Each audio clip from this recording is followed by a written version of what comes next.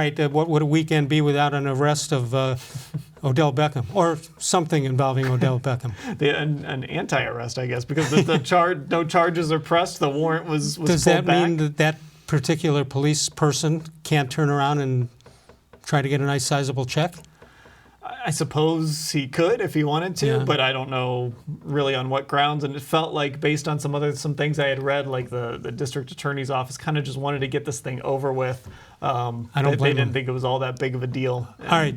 So tell get it me, off the with table. Odell Beckham, is he worth? He doesn't do anything illegal that we know of, but things happen around him.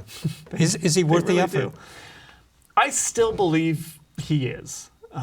But at the same time, if this turns into, here we go into another spring where he's not coming in, and Right. it's all we're talking about, and then you start to wonder how worth it is. You worry about his health a little bit. If all of a sudden you're finding out maybe he's not getting healthy or Right. or whatever it is, I don't know if it's worth it. But right now, I still think moving on from Odell Beckham at this point would be a mistake. I think you try it again. We just saw what he's capable. Even in that last game against Cincinnati, he makes that great catch Right. in the end zone. We see what he's capable of. I still think he's a guy you try and bring back. Okay, if I twisted your arm, do you say he'll show up for OTAs or not? If you twisted my arm, Well, I'm telling you, you would got to be- have a decision. I would be surprised if he showed up at least he for the did show early up. portions of it. Well, then I call BS on him.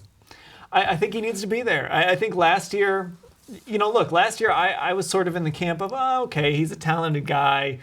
The spring program's a little overrated sometimes. But Not, really, not if you don't know your quarterback. Yeah, I think one of the things that those people like me who thought that really learned is, he really should be there. So maybe he doesn't need to be there for the lifting and all of that stuff. But once you're on that field, Yeah, he needs and to be on the I had field heard from with his so team. many people that he's been with them every day in practice throughout the 16-week schedule, so he should have some kind of rapport with him. But you know what? He didn't. You're right. He didn't. And the other thing is, it's another distraction now for your head coach, because Right. Kevin Stefanski has to answer questions about it. Yeah. Hey, and- Kevin, and welcome has to talk Cleveland. about it all He the did time. what? Yeah, thankfully he didn't have to answer questions about that. Right. He was sort of, his media obligation was over, so he got Exactly. to kind of avoid that. So, what did you think? In your time here, have you seen a coach not win the press conference?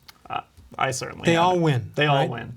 No matter what. Every single one. Freddie won it. Mike Pettin won it.